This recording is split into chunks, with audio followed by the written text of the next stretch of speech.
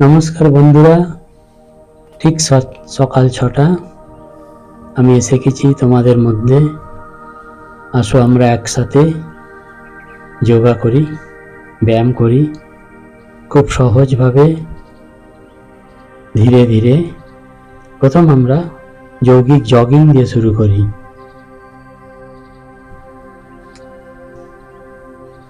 আস্তে আস্তে জগিং করো। এক জায়গায় দাঁড়িয়ে মনে করো হাঁটছি, অনেক অনেক রাস্তা হাঁটছি। এক জায়গায় দাঁড়িয়ে দুটো পাকে ধীরে ধীরে হাঁটার মতো ভঙ্গিমাতে জগিং করতে থাকো। প্রথম 5 মিনিট করো, তারপর আস্তে আস্তে বাড়াতে থাকবে। যাদের হাঁটুর সমস্যা থাকবে তারা জগিং করবে না, এক জায়গায় দাঁড়িয়ে একবার ডান পা পিছনে, একবার বাঁ পা পিছনে, একবার ডান হাত পিছনে, বাঁ হাত পিছনে, ডান হাতের সাথে ডান পা পিছনে, বাঁ হাতের সাথে বাঁ পা পিছনে, এইভাবে 3 মিনিট করতে থাকবে। যাদের হাঁটুর সমস্যা থাকবে, হাত পায়ের জয়েন্টের সমস্ত সমস্যা দূর হবে। যারা দীর্ঘদিন ধরে কোনো রকম ব্যায়াম, শারীরিক ওঠাপড়া করেনি, তারা আস্তে আস্তে এটা করতে থাকো। দেখবে শরীরের সমস্ত জয়েন্টগুলোর আস্তে আস্তে শিথিল হবে। এবার সামনের দিকে ডান পা একবার উপর দিকে তুলবে, আবার বাঁ পা একবার উপর দিকে তুলবে। এইভাবে করতে থাকো 3 মিনিট। আস্তে আস্তে টাইমিং বাড়াতে থাকবে। এতে শরীরের মেদ কমবে, শরীর হালকা হবে, শরীর থেকে অতিরিক্ত টক্সিন বেরিয়ে যাবে। এবার অর্ধ বৈঠক করে নাও। যাদের হাঁটুর সমস্যা থাকবে তারা এটা করবে না, বাকি সকলেই করতে পারবে। যাদের হৃদয়ের সমস্যা থাকবে তারা ধীরে ধীরে করবে। যাদের বয়স কম তারা আরো দ্রুত গতিতে করতে থাকবে, সম্পূর্ণ বসতে থাকবে। এইভাবে 50 বার করো।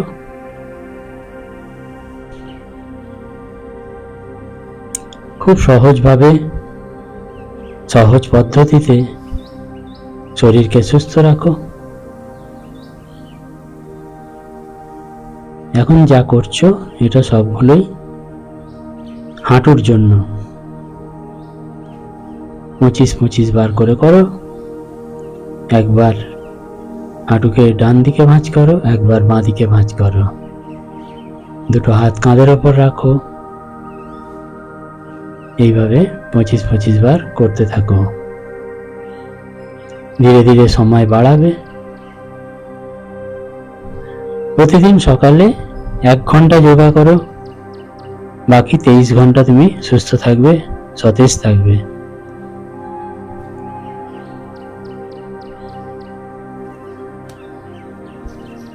এবার ডান পা সামনের দিকে নিয়ে যাও, বাঁ পা পিছন দিক, কোমরে হাত রেখে একবার বডিটাকে সামনের দিকে নিয়ে যাবে। যখন ডান পা সামনে, বডি সামনে, যখন বাঁ পা পিছন দিকে মুড়বে তখন বডিটাকে ঘুরিয়ে পিছন দিকে মুড়বে। এটাকেও 25 বার করে করতে থাকো। এগুলো সূক্ষ্ম ব্যায়াম।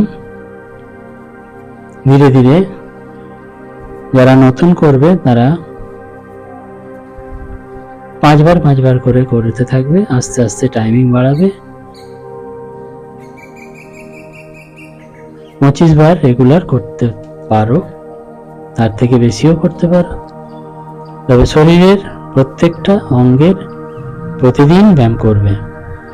হাঁটু, কোমর, ঘাড়, প্রতিটি জিনিসকেই, প্রতিটি জয়েন্টকে সুস্থ রাখতে হবে আমাদের। এবার দুটো হাঁটুকে ধরে নিয়ে ক্লকওয়াইজ 10 বার, অ্যান্টি ক্লকওয়াইজ 10 বার ঘুরিয়ে দাও। সামনে পিছনে গোল গোল করে ঘোরাতে থাকো।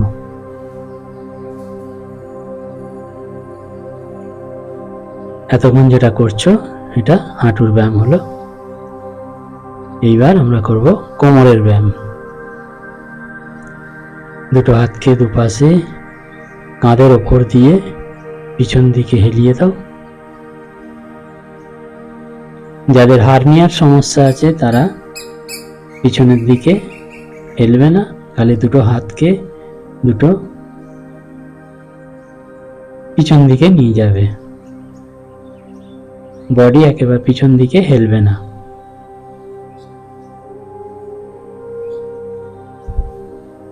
এইভাবে 10, 20, 30 এইভাবে কাউন্ট করে করে বাড়াতে থাকবে। এবার ত্রিকোণ আসনের ভঙ্গিতে একবার বডিকে ডান দিকে নিয়ে যাও, একবার বাঁ দিকে নিয়ে যাও। শ্বাসের গতি থাকবে স্বাভাবিক।